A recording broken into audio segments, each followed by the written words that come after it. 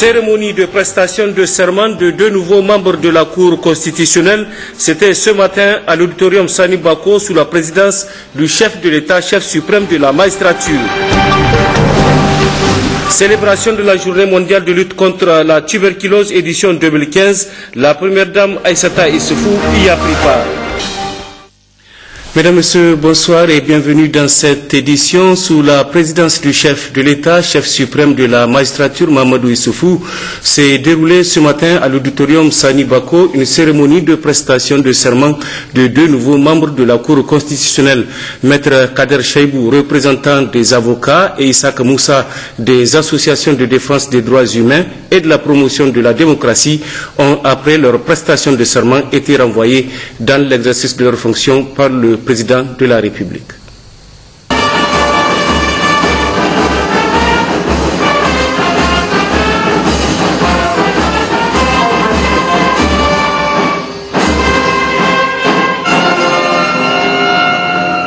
Madame la greffière de la Cour, veuillez donner lecture de l'article 124 de la Constitution du 25 novembre 2010.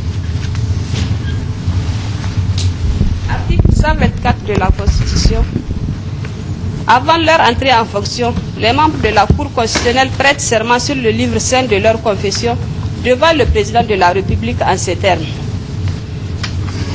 Je jure de bien et fidèlement remplir mes fonctions, de les exercer en toute impartialité dans le respect de la Constitution et en toute indépendance, de garder le secret de délibération et de vote, de ne prendre aucune position publique et de ne donner aucune consultation sur les questions relevant de la compétence de la Cour constitutionnelle.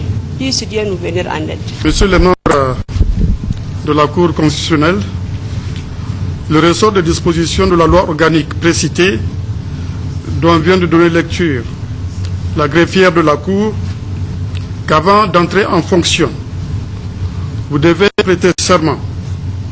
Je vous rappelle la formule du serment.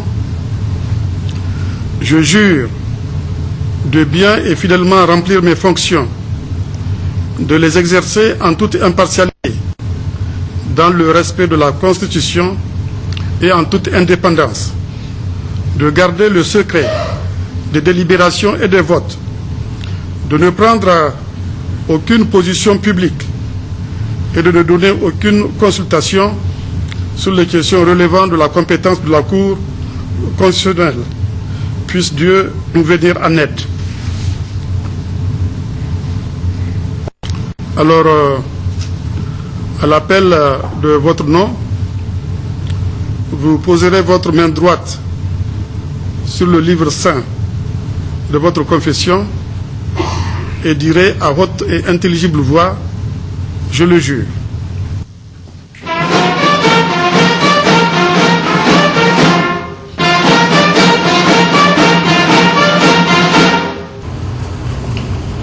Je le jure. Je le jure. Je vous donne acte de votre serment, vous renvoie à l'exercice de vos fonctions et dit que de tout, il sera dressé procès verbal.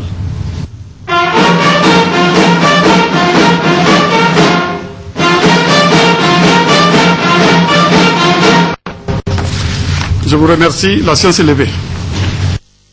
Peu après avoir présidé cette cérémonie de prestation de serment de deux nouveaux membres de la Cour constitutionnelle, Issoufou Mamadou a visité le garage automobile de la présidence de la République. Il s'agit pour le chef de l'État de s'enquérir de l'état du parc automobile. Le résumé de Rahilat Cheibou et Hamani Seni. Créé juste après l'indépendance du Niger, ce garage automobile de la présidence a été érigé en 2014, direction du garage automobile de la présidence de la République. Sa mission principale est la gestion et le suivi du parc des véhicules rotatifs du président de la République, de son cabinet et des services rattachés ainsi que des véhicules d'autres de marque. Il est opportun de porter à votre connaissance que dans le cadre du programme de développement de la région du Niger, du président de la République, un programme de renouvellement du parc automobile de la présidence a été adopté. C'est ainsi qu'au titre de l'année 2011, 36 véhicules neufs ont été achetés. En 2012, 30 véhicules neufs ont été achetés. En 2013, 38 véhicules neufs ont été achetés. En 2014, 6 véhicules neufs sécurisés, ce qui fait au total de 110 véhicules payés sur fonds propres de l'État. Ainsi, le garage est suffisamment garni des véhicules neufs haute gamme ces 4 dernières années, qui nous facilitent le transport de haute personnalité pour tout sommet, tout colloque et toute conférence. Pour l'année 2015, un nombre de véhicules sécurisés sont prévus pour renforcer les capacités du garage de la présidence. Donc on a quelques doléances. Dans le cadre du renouvellement des infrastructures de la présidence de la République, il est souhaitable de prévoir un local qui devrait composer toutes les structures adoptées pour un garage moderne. Un atelier d'entretien pour un garage moderne aussi. Et un bâtiment pour abriter le personnel. Après la visite, le président de la République, Issoufou Mahamadou, a rassuré les responsables du garage que leurs doléances seront prises en compte et a insisté sur la qualité de l'entretien et la sécurisation de ces véhicules.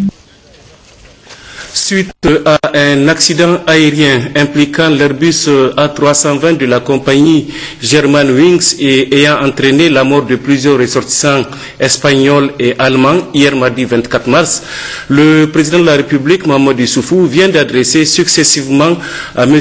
Mariano Rajoy, président du gouvernement d'Espagne, et à la chancelière allemande Angela Merkel, un message de condoléances et de compassion.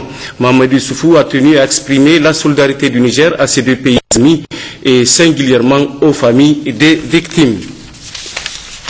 Poursuite à l'hémicycle des travaux de la première session ordinaire de l'Assemblée nationale. Ce matin, les parlementaires ont examiné et adopté en séance plénière 3 projets de loi. Le résumé de Hamsatou Mahamadou et Issoufou Soumaïla. 3 points étaient inscrits à l'ordre du jour de la plénière de l'Assemblée nationale. Les parlementaires ont tout d'abord examiné le projet de loi modifiant et complétant la loi numéro 98-024 du 11 août 1998 portant réglementation de l'état d'urgence. À ce niveau, ce sont les articles 2, 3, 5 et 6 de la loi qui ont connu des petites modifications. Modifications dans le but d'avoir de textes exempts de toute ambiguïté. L'objectif visé est de permettre à l'exécutif de disposer d'un instrument juridique dynamique auquel il pourra faire recours dans le seul dessein de préserver l'ordre et la quiétude des Nigériens. Ce projet de loi a été adopté avec 112 voix pour, 0 contre et 0 abstention. Le deuxième point à l'ordre du jour concerne le projet de loi modifiant et complétant la loi organique numéro 2014-3 du 15 avril 2014 portant création, attribution, organisation et fonctionnement de la Commission électorale nationale indépendante CENI. Après la présentation du rapport par la Commission des affaires générales et institutionnelles et les discussions générales, les députés ont procédé à l'examen article par article de la loi. Et c'est à l'unanimité que les parlementaires ont adopté cette loi avec 69 voix pour, 0 contre et 0 abstention. Le commissaire du gouvernement a salué les députés pour ce vote. Un consensus s'est établi par rapport à la loi sur l'état d'urgence, donc les questions de défense et de sécurité. Je pense que quoi qu'on dise sur les questions essentielles portant sur la cohésion nationale, sur la paix, la sécurité, la stabilité de notre pays, malgré tout, malgré nos contradictions, nous arrivons à nous entendre. Et c'est une très bonne chose. Donc je voudrais donc vous remercier pour votre vote. Et j'espère que ça va continuer. Je souhaite que les choses se passeront très bien en matière électorale. Nous aurons, et je vous l'assure, des élections libres, démocratiques, transparentes, Inch'Allah. Les parlementaires ont enfin examiné le projet de loi portant organisation, attribution et fonctionnement des tribunaux de commerce en République du Niger. Après la présentation du rapport par la Commission des affaires générales et institutionnelles, s'est ouverte une discussion générale qui a permis aux députés, après explication fournie par le ministre de la Justice, d'être au même niveau d'information. C'est ainsi que les parlementaires l'ont adopté avec 68 voix pour, 0 contre et 0 abstention. Par l'adoption de cette loi, vous venez mettre fin à l'insécurité juridique, malheureusement dans laquelle se trouvent les commerçants dans ce pays et qui pourrait d'une certaine manière freiner les investissements au Niger. puisque par ce juge spécialisé, vous apportez ainsi par l'adoption de cette loi une réponse à la lenteur judiciaire, à la qualité et à la rapidité des décisions qui sont rendues en cette matière. Nous y avons abrégé les délais, nous y avons associé des juges conciliaires, c'est-à-dire des commerçants, et qui savent c'est quoi le commerce et qui vont par conséquent, comme on l'a dit, ou par la négociation, ou par la médiation, ou par des décisions qu'ils rendent, en sorte que les affaires commerciales soient traitées efficacement et rapidement. Et je suis convaincu que c'est une des plus grandes lois de votre législature. Je vous remercie. Rendez-vous est pris pour le 2 avril. Merci. Désormais, les affaires commerciales seront traitées avec beaucoup plus d'efficacité pour le bonheur de tous. Le Premier ministre chef du gouvernement, Brigitte Raffini, vient de regagner Niamey après avoir assisté à la 36e édition du championnat national de lutte traditionnelle qui vient de se tenir à Agadez. Nous y reviendrons. La première dame Aïssata Issoufou a pris part hier après-midi au palais des congrès de Niamey à la cérémonie commémorative de la journée mondiale de lutte contre la tuberculose édition 2015. Était aussi présent à cette cérémonie le ministre de la Santé, le représentant de l'OMS au Niger, ainsi que les partenaires techniques et financiers. Dépister, traiter et guérir la tuberculose, tel est le thème retenu pour la commémoration de l'édition 2015 de la Journée mondiale de lutte contre cette maladie infectieuse et contagieuse qui fait beaucoup de dégâts dans le monde et surtout en région africaine. L'objectif visé à travers la célébration de cette journée consiste à faire passer le message aux populations par rapport à la situation de la maladie, le dépistage, les signes, le traitement et la prise en charge qui est gratuite au Niger. Pour la première dame, Aïssata Issoufou, marraine de la lutte contre la tuberculose au Niger, certes des progrès ont été enregistrés dans le contrôle de la maladie, mais des efforts doivent encore être fournis par les services de santé afin d'atteindre l'objectif d'au moins 70% des cas attendus en 2015 par l'Organisation mondiale de la santé. Le défi à relever est la mobilisation de tous les partenaires et les parties prenantes pour le financement et l'appui technique nécessaire pour la prise en charge des malades. En tant que marraine de la lutte contre la tuberculose, je plaide pour un soutien constant et un accompagnement vigoureux du programme national de lutte contre la tuberculose afin de dépister, traiter et guérir tous les malades souffrant de cette maladie. Mon plaidoyer est donc en direction de tous les partenaires techniques et financiers, ainsi que les services étatiques concernés par cette question. Avant de terminer mon propos, je voudrais remercier tous ceux qui se sont joints à nous pour commémorer cette journée internationale de lutte contre la tuberculose, une maladie qui fait encore des ravages au sein de nos populations. Ensemble, mobilisons-nous pour combattre ce fléau. Le représentant de l'OMS, Pana Azimawe, a dit dans son adresse que la tuberculose a tué près d'un demi-million de personnes en région africaine avant de réitérer l'engagement de son institution à accompagner le Niger dans la lutte contre la maladie.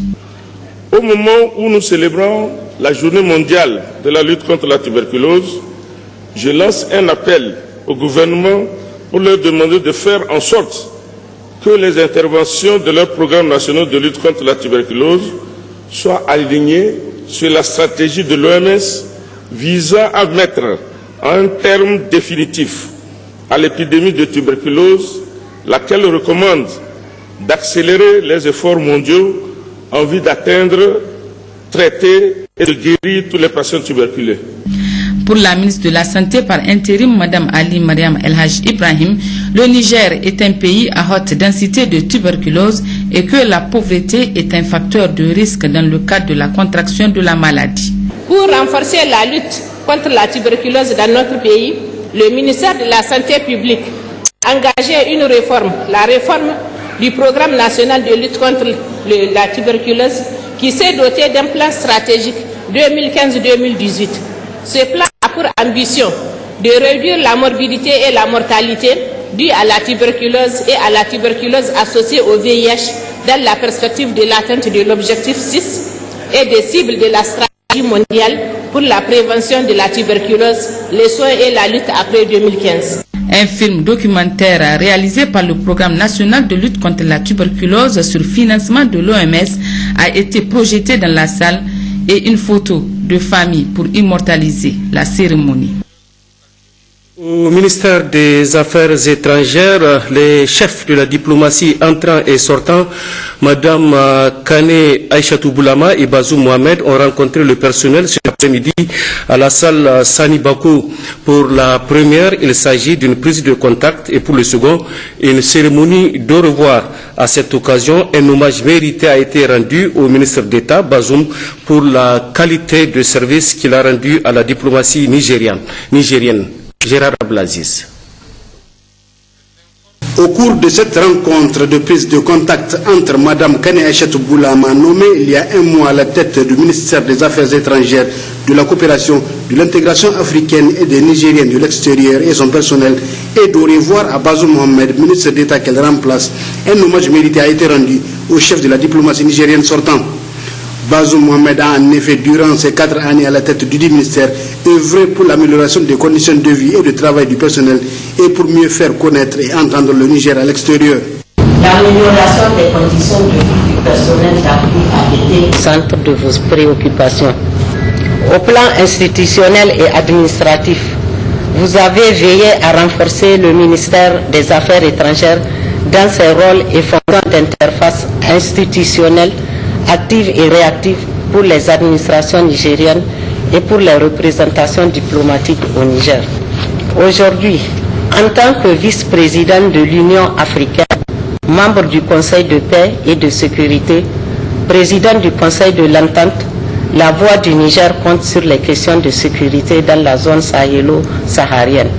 Outre l'élargissement de la carte diplomatique, vous avez aussi favorisé l'intégration de nos compatriotes dans les organisations internationales.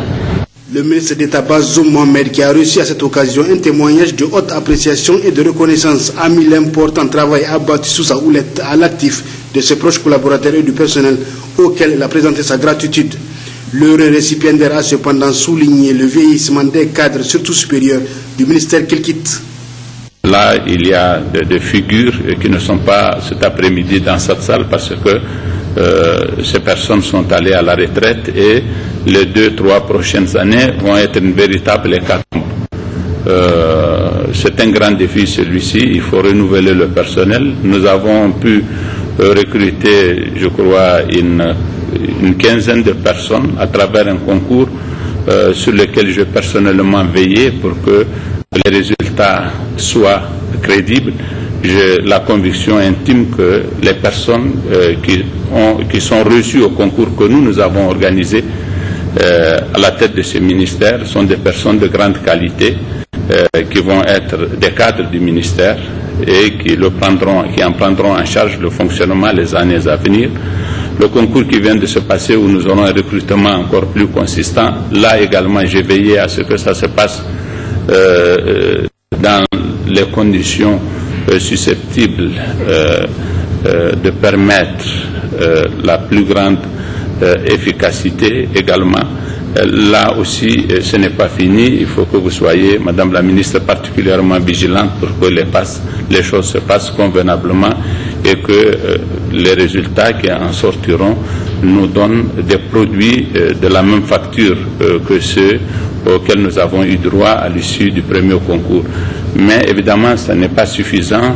Il va falloir envisager de recruter encore davantage de personnel et disposer de cadres en nombre plus consistant afin de faire fonctionner déjà nos missions qui sont de plus en plus nombreuses, grâce à Dieu, mais aussi assurer une représentation de qualité du ministère dans tous les forums internationaux et assurer évidemment un travail de qualité ici au niveau de l'administration.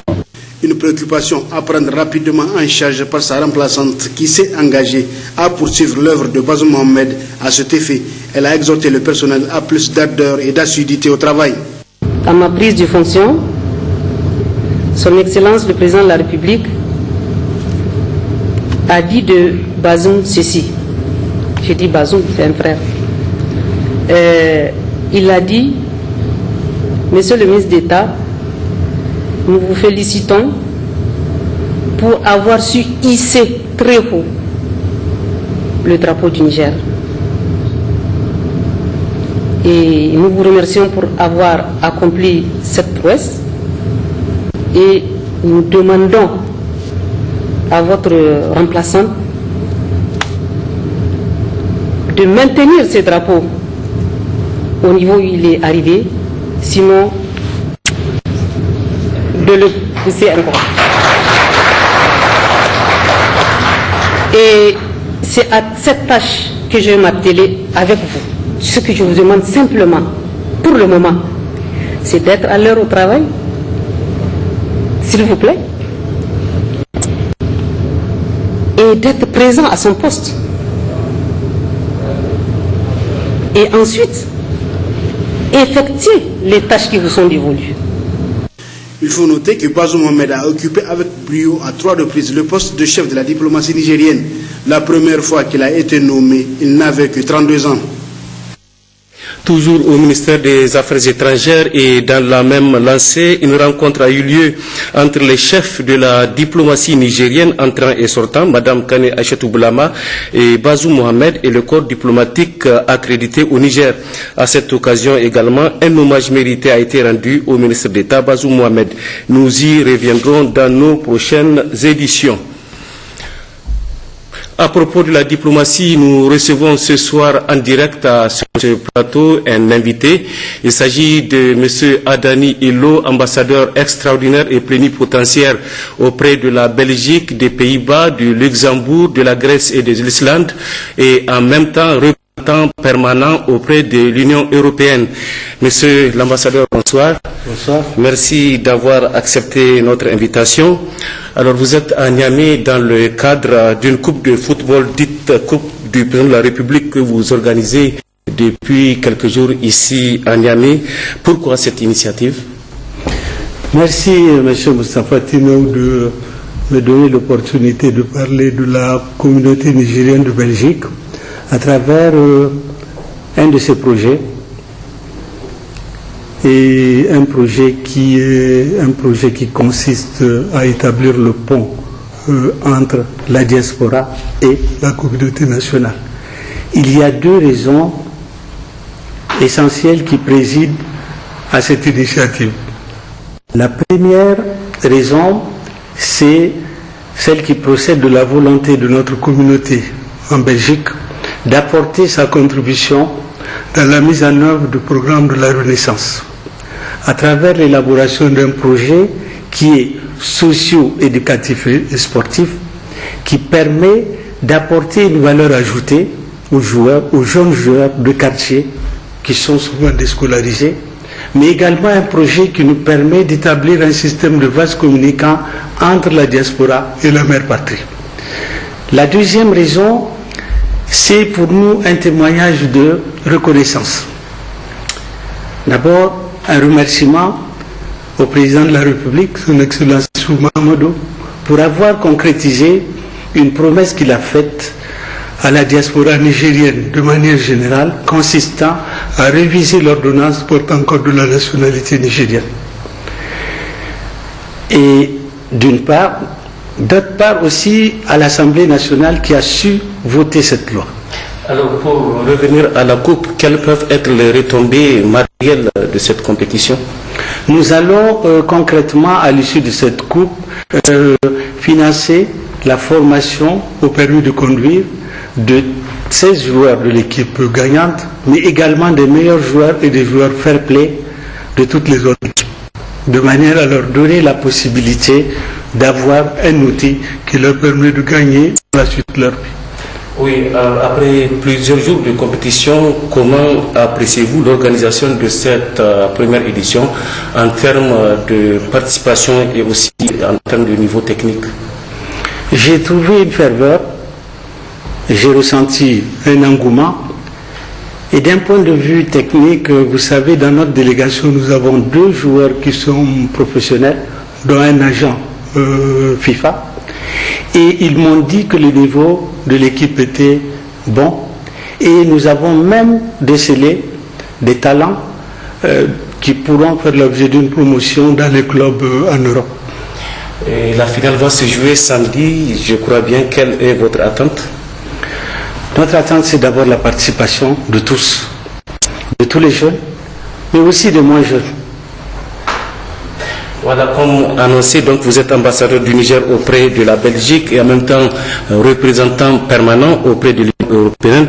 Comment se porte la coopération bilatérale Niger-Belgique? La coopération avec la Belgique est une coopération qui est historique. C'est une coopération qui est pérenne, qui est solide. Et un partenariat qui a été de tous les temps. Et un partenariat avec un pays qui nous a toujours accompagnés, même au cours des périodes des pires turbulences politiques du Niger. La Belgique a su accompagner le Niger, souvenez-vous, il y a plus d'une quinzaine d'années de cela. C'est l'un des rares pays qui a eu même à payer les salaires des fonctionnaires nigériens. C'est une coopération qui va bien, qui se développe et qui va s'élargir dans de nouveaux horizons, notamment en ce qui concerne la sécurité. Et quels sont les domaines concernés par cette coopération? C'est une coopération qui est essentiellement concentrée dans le domaine de la santé, santé humaine, santé animale, mais également dans le domaine du développement rural, en appui au programme 3M. Le troisième axe, c'est celui de la formation civile et militaire. Et le quatrième axe, c'est celui de l'appui aux collectivités territoriales.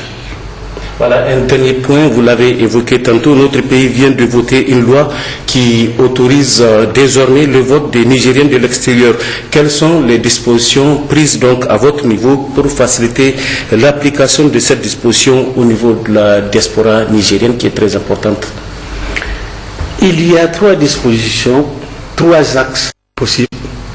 Le premier, c'est d'abord d'intensifier l'établissement des actes d'état civil aux Nigériens de la diaspora, parce que vous savez que sous l'empire de l'ancienne loi, nous ne pouvons pas établir un acte de naissance, un certificat de mariage, un passeport, etc., renouvellement de passeport, tout ça, on ne pouvait pas le faire parce que les Nigériens qui sont souvent en Belgique disposent de notre nationalité. Donc aujourd'hui, c'est ce premier axe que nous allons développer en délivrant tous ces actes d'état civil.